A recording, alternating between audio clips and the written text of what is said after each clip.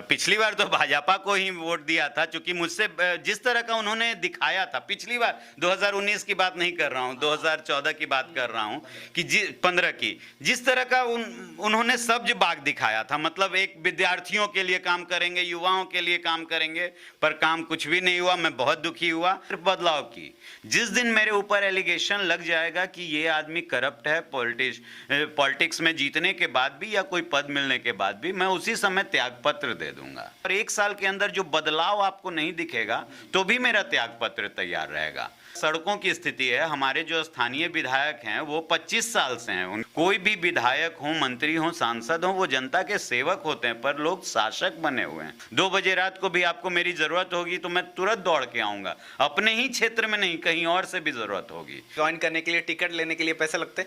हाँ बिल्कुल लगते हैं। वो विचारता कितना बजट वो तो हर पार्टी का अलग अलग है। कहीं मुझे सब कुछ पता है। देखिए, आपने अच्छा काम किया 5 साल 10 साल, आपको क्या जरूरत है किसी पार्टी की? लोग तो ऐसे ही सर आंखों पर उठा लेंगे, पर नहीं, यहीं पे राजनीति आपकी गड़बड़ा जाती है। आपको एक पार्टी का, अपनी इज्जत बचाने के लिए एक पार्टी का सिंबल चाहिए होता है। आ जाए एक बार बिना पार्टी के, कोई भी हो, कितने भी बड़े हों, समझ में आ जाएगा उनको कितने पानी में है भेजा। तो यह क्रांति की शुरुआत है, जागृति की शुरुआत। सरकार विफल है तभी तो मुझे, मेरे जैसे व्यापारी लोगों को जिनका कंप्यूटर का शोरूम है, ये सब सोचकर, अव्यवस्था देखकर आगे आना पड़ रहा है। सरकार अच्छे से काम कर दी तो मुझे क्या जरूरत थी? मेरा जो चुनावी अभियान में क्या है, कोई भी आएंगे विद्यार्थी है या मेरे साथ चुनाव प्रचार के लिए तो माता पिता से उन्हें अनुमति पत्र हमको देना पड़ेगा। किसी भी तरह का मांसाहार या नशे का चीज उनको नहीं सेवन करना है। किसी भी तरह का जय जयकार सिर्फ भारत माता की लगेगी, मेरी जय जयकार नहीं होगी। चुनावी बिगुल बज चुका है और फिलहाल सभी राजनीतिक पार्टियां अपने अपने जितने भी जनप्रतिनिधि हैं उनकी चुनावी घोषणा करने के लिए एकदम तैयार है। डेट अनाउंस हो गया है। तो इसी बीच कुछ चीज़ें देखने को मिल रही हैं, जैसे स्थानीय जनप्रतिनिधि, जैसे कि डॉक्टर हो गए या फिर समाज सेवी हो गए, वो इस बार बढ़ चढ़कर आगे आ रहे हैं, हिस्सा ले रहे हैं चुनाव में। तो कहीं ना कहीं कुछ चेंजेस जरूर इस बार इस चुनाव में नजर आ रहे हैं और इसका असर वोट पे भी जरूर पड़ने वाला है। ऐसे ही एक शख्स हमारे साथ मौजूद हैं जो सोशल वर्कर हैं, जो प्रोफेशनली राइटर हैं और जिनका एक सपना है संस्कारशाला, जो सपने की शुरुआत वो कर चुके हैं और उनका टारगेट है 101 संस्कारशाला की। ऐसे ही हमारे साथ मौजूद हैं संजीव कुमार जी। स्वागत है सर आपका हमारे चैनल में। जी, सभी लोगों को बहुत बहुत नमस्कार। सर, एक चीज़ सर मुझे समझ नहीं आया, एक राइटर अब पॉलिटिक्स में एंट्री, तो क्या राइटिंग करते करते ये आइडिया आया कि मुझे पॉलिटिक्स ज्वाइन करनी चाहिए, ऐसा कोई स्टोरी था? नहीं, साहित्यकार और साहित्य जो है वो बहुत अलग प्रोफेशन है एक्चुअली। लेकिन जब आप जो साहित्यकार होते हैं वो समाज से जुड़े होते हैं, तो जो मैं लिखता हूँ, जो महसूस करता हूँ, हमारे आसपास की कहानियाँ, हमारे आसपास की घटनाएं, तो जो मैं देख रहा हूँ समाज में, वो बहुत राजनीतिक लोग अपना काम ही अच्छे से नहीं कर रहे हैं और हर कोई परेशान है। और बिहारी शब्द एक जो पूरी दुनिया में एक अजीब ढंग का इस पे बन गया है लोगों का। तो हम चाहते हैं कि मैं आऊं इस क्षेत्र में, राजनीति के क्षेत्र में, और कुछ ऐसा करके दिखाऊं कि लोग को लगे कि नहीं, एक बिहारी भी अच्छा काम करने में बहुत विश्वास रख सकते हैं। एक राइटर जब एक स्टोरी लिखने जाता है तो काफ़ी उसको डेप्थ में जाना पड़ता है, काफ़ी चीज़ों पे विचार करना पड़ता है, कुछ एक्सपेरिमेंट्स करने पड़ते हैं, तब वो लिखता है। जी, राइट।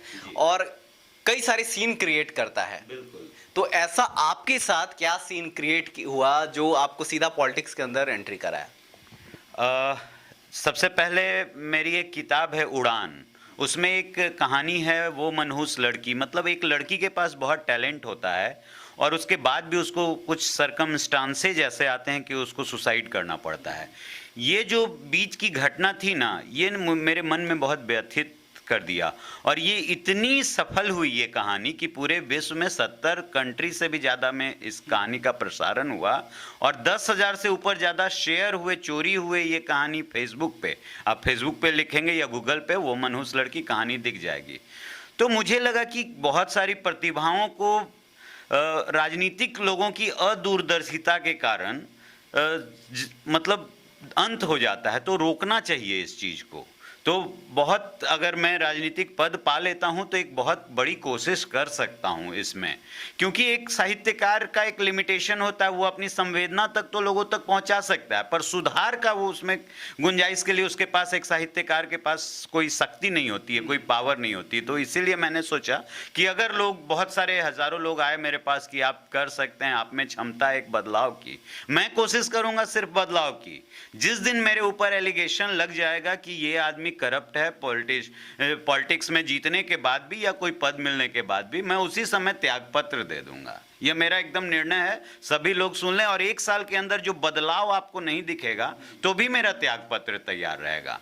और मैं युवाओं के लिए, या सड़कों की स्थिति है, हमारे जो स्थानीय विधायक हैं वो 25 साल से हैं, उनके पिता थे पहले और फिर 14 साल से पुत्र रहे, लेकिन सड़कों की स्थिति बहुत खराब है, लोगों की सुनवाई नहीं होती है, अपराधीकरण पे वो लोग नहीं बात करते हैं, या हर मोहल्ले में जाकर लोगों से बैठक नहीं करते हैं। अभी कोरोना संकट में भी उन्होंने कम से कम व्यापारियों के लिए या आम जनता के लिए क्या किया, किसी को कुछ मालूम नहीं है। तो मैं ये नहीं चाहता हूँ, देखिए कोई भी विधायक हो, मंत्री हो, सांसद हो, वो जनता के सेवक होते हैं, पर लोग शासक बने हुए हैं, इसको रोकना होगा। मैं एक सेवक के रूप में रहूंगा, 2 बजे रात को भी आपको मेरी जरूरत होगी तो मैं तुरंत दौड़ के आऊंगा, अपने ही क्षेत्र में नहीं, कहीं और से भी जरूरत होगी। मैं ये सोच कर आ रहा हूँ। रोकना चाहूंगा इंटरप्शन के लिए माफी, लेकिन आप किसी और पार्टी के पास भी जा सकते थे, निर्दलीय जो प्लानिंग कर रहे हैं, या आप किसी पार्टी को ज्वाइन करते हैं, उससे क्या पार्टी का वोटर भी मिलता, फ्लश आपका जो रहता वो अलग ही, तो ऐसा आपने क्यों? देखिए, ये इस सवाल का जवाब बहुत गहरा छुपा हुआ है। पार्टी के भरोसे जीतना, कोई बहुत बड़ी पार्टियां भारत में 4, 5 या 10 से ज्यादा बड़ी पार्टियां नहीं है, तो किसी एक पार्टी के भरोसे जीतना, तो फिर तो मेरा कोई आत्मबल नहीं रहा, मेरा कोई प्रतिभा नहीं रहा, मैं एक पार्टी का झंडा उठाकर, अगर तो ये तो पार्टी की बात, मुझे अपने दम पे कुछ दिखाना है, खुद के भरोसे मुझे दिखाना है कि मैं कुछ बदलाव कर सकता हूं, और मैं नहीं भी जीतूंगा। आपको मैं बता दूं, सारे व्यूअर्स को भी मैं बता देता हूं कि अगर मैं नहीं भी जीतूंगा तो आप इलेक्शन के बाद, चुनाव के बाद देखेंगे कि मैं कुछ लोगों के साथ, जो अपने लोग हैं, जो समाज को बदलने की चाहत रखते हैं, जहां भी गड्ढा होगा मैं खुद आम जनता से कुछ कुछ पैसे कलेक्ट करूंगा, गिट्टी, बालू, सीमेंट लाके उन गड्ढों को भरूंगा। क्योंकि मैंने देखा है, युवा 2 लड़के गिर गए, उनका हाथ पैर टूट गया, बाइक से चल रहे हैं, गड्ढा है, पता नहीं चला, कोई परिवार गिर जाता है आपका बरसात में। तो मैं ये सब काम लोगों को जागरूक करने के लिए लगातार करूंगा। मुझे राजनीति में सफलता मिले ना मिले, अब जीवन का लक्ष्य है कि अपने देश, अपने राज्य के लिए कुछ करना। एक बात मैं आपसे जानना चाहूंगा, चूंकि आप राजनीति में एंट्री कर रहे हैं जी। तो आपने क्या कभी ट्राई किया है किसी पार्टी को ज्वाइन करने का? देखिए, जितनी भी बड़ी पार्टियां हैं बिहार में, सब के ऑफिस में मैं जाता रहा हूं पिछले 10 सालों से। एक साहित्यकार होने के नाते सभी दल के लोग मुझे बहुत सम्मान देते हैं, मेरी बातों को सुनते हैं और उनके कार्यों की भी मैं समीक्षा करता हूं। जैसे बहुत, मैं नाम नहीं लेना चाहता हूं, लेकिन पप्पू यादव जी हो गए जाप के, उनसे भी मैं बहुत कुछ चर्चा करता रहता हूं, क्योंकि वो हर सुख दुख में जनता के, वो उनको मैं देखता हूं एक्टिव। उसके बाद भाजपा के भी ऑफिस में मैं हमेशा जाता रहता हूं, बहुत सारे लोग मिलते हैं, विधायक, मंत्री, सब लोगों से मिलता हूं, उनके घर पे भी जाता हूं, उन लोगों से भी बातें होते रहती है। जदयू में बहुत सारे लोगों से मेरी लगातार बातें होती रहती है। आपने अभी कहा पप्पू यादव जी के साथ आप मिलते रहे हैं, काफी सोशल वर्क के हैं, आपको अच्छे लगते हैं इसके मतलब, हाँ?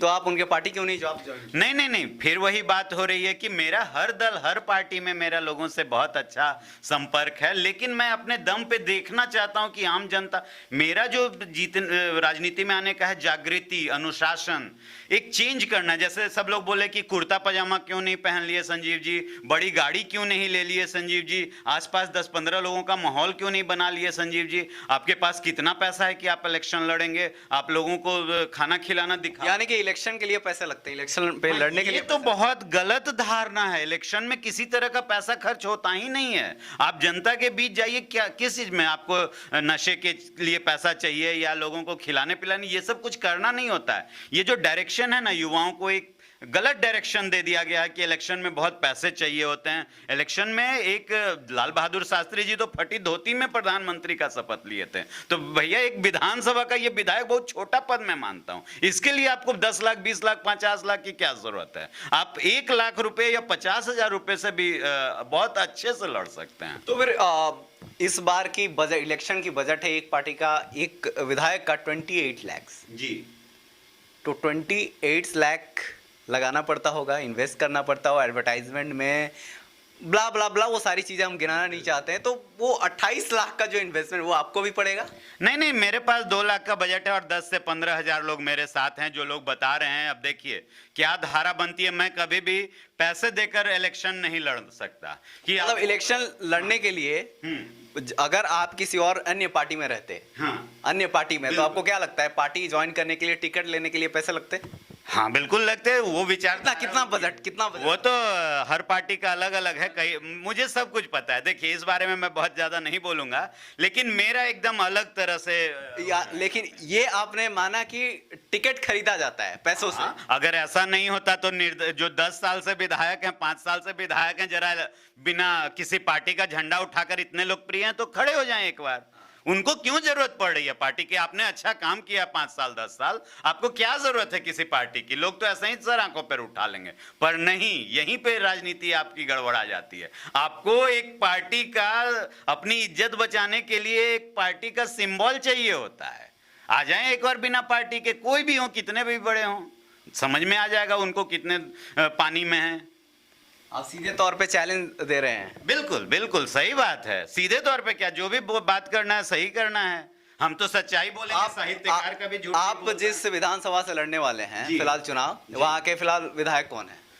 बांकीपुर विधानसभा है, माननीय श्री नितिन नवीन जी हैं और सज्जन व्यक्ति हैं, पर विकास के मामले में बहुत पिछड़े हैं। रोड की स्थिति देख लीजिए, सड़कों की स्थिति देख लीजिए। पढ़े लिखे सुलझे व्यक्ति हैं, इसमें कहीं दो मत नहीं है, लेकिन विकास के कार्यों में पूरी तरह सफल है। जनता के बीच में उनका उस तरह से मान सम्मान नहीं है जितना कि 14 साल विधायक होने के बाद जो होना चाहिए था। वो चाहते तो 5 साल में पटना की सड़कों को या पटना की जो बांकीपुर की व्यवस्था वो लंदन अमेरिका जैसी बना सकते थे। क्या डेवलपमेंट रहना चाहिए? ये तो वो दिखाएं, ये तो वो दिखाएं। यहाँ का एक्सपेक्टेशन क्या होता है? मेरा एक्सपेक्टेशन एकदम साफ सुथरा सड़कें रहनी चाहिए। छेड़खानी पे भी, अपराधीकरण पे भी विधायक जो है उनको कार्य करना चाहिए। माननीय विधायक को अपने एरिया के एडीएम वगैरह और लोगों के साथ भी बैठक करनी चाहिए, लोगों के साथ बैठक करनी चाहिए। ये अपने कुछ सेलेक्टेड लोगों के साथ बैठक बनाते हैं और एक हर एरिया में छोटा छोटा इन्होंने एक बना रखा है, बस उन्हीं लोगों से मिलते जुलते हैं।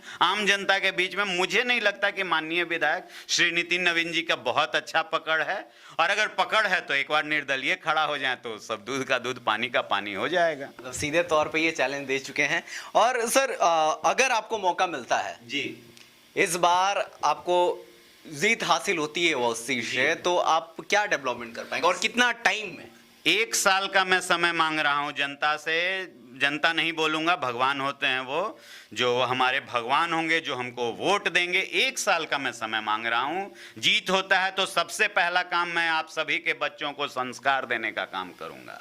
रोड पे जो तेज गाड़ियां चलती हैं मैं उन सबों को रोकने का काम करूंगा। जहां भी गड्ढा दिखता है, जहां भी पानी लगता है, मैं खुद खड़ा होकर ठीक करूंगा, नाली साफ कराऊंगा।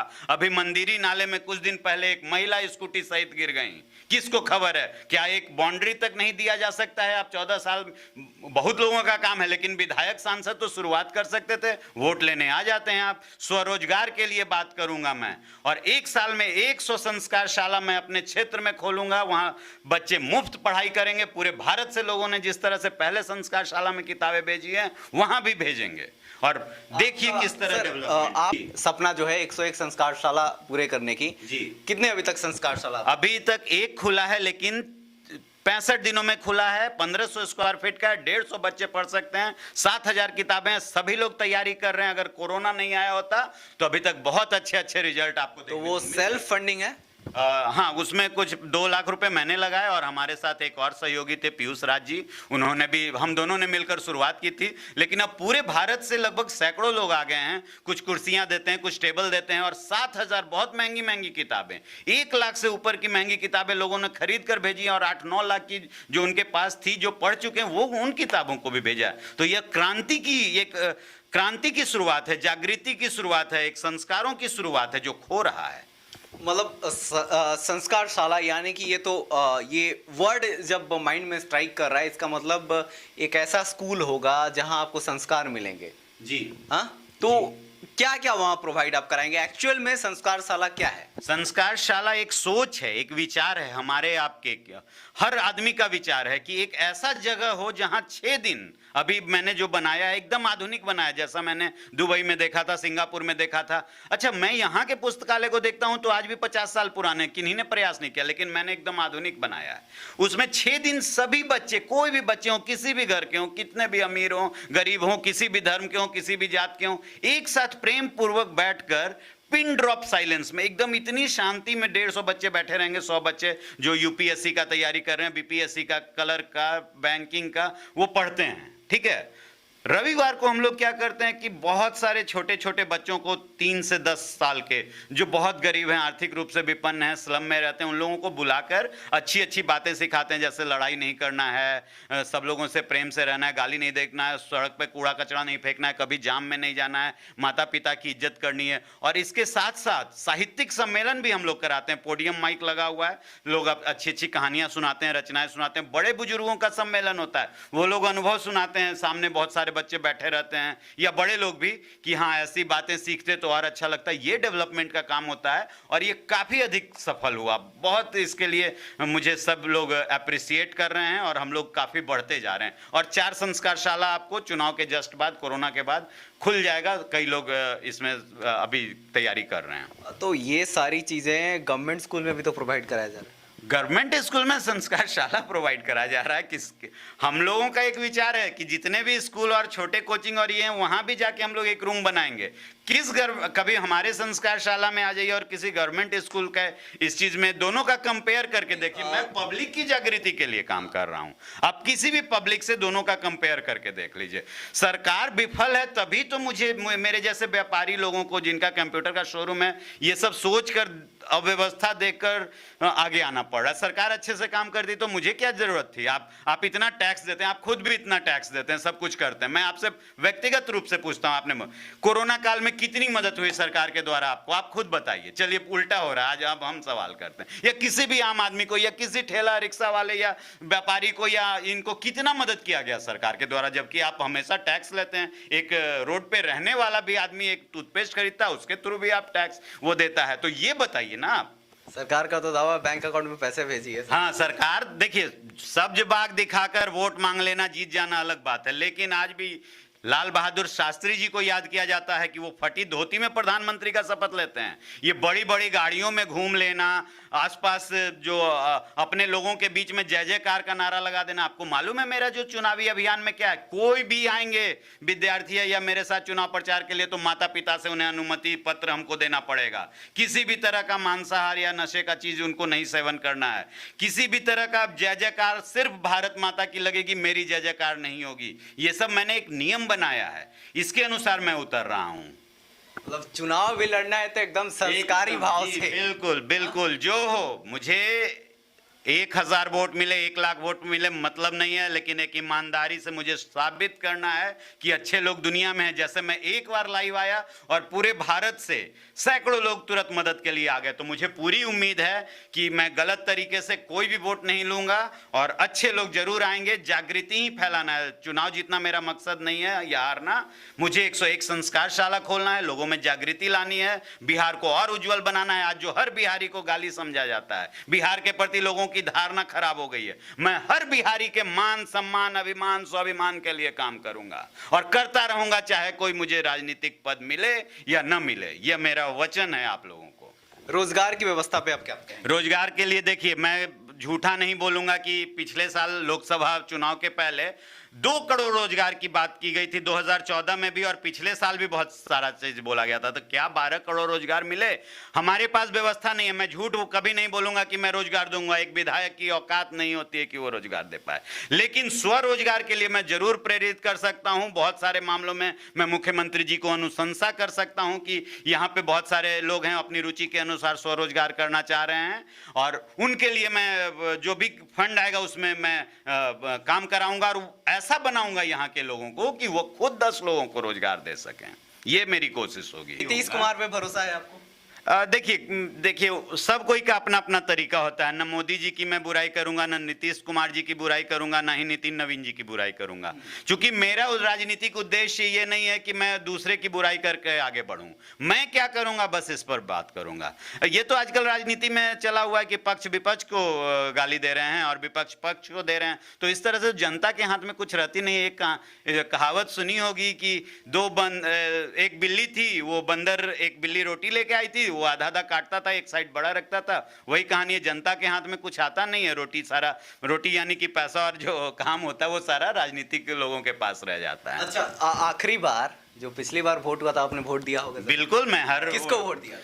पिछली बार तो भाजपा को ही वोट दिया था, क्योंकि मुझसे जिस तरह का उन्होंने दिखाया था पिछली बार, 2019 की बात नहीं कर रहा हूं, 2014 की बात कर रहा हूं, कि 15 की जिस तरह का उन्होंने सब्ज बाग दिखाया था, मतलब एक विद्यार्थियों के लिए काम करेंगे, युवाओं के लिए काम करेंगे, पर काम कुछ भी नहीं हुआ। मैं बहुत दुखी हुआ।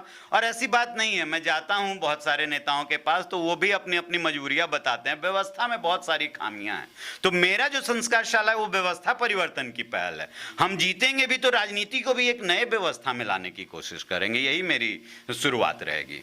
बहुत बहुत धन्यवाद सर। ये थी कुछ खास बात संजीव कुमार जी के साथ, और इसी के साथ मैं प्रफुल्ल पांडे इजाजत लेता हूं। नमस्कार, धन्यवाद। बने रहें सिटीजन लाइव न्यूज़ पर।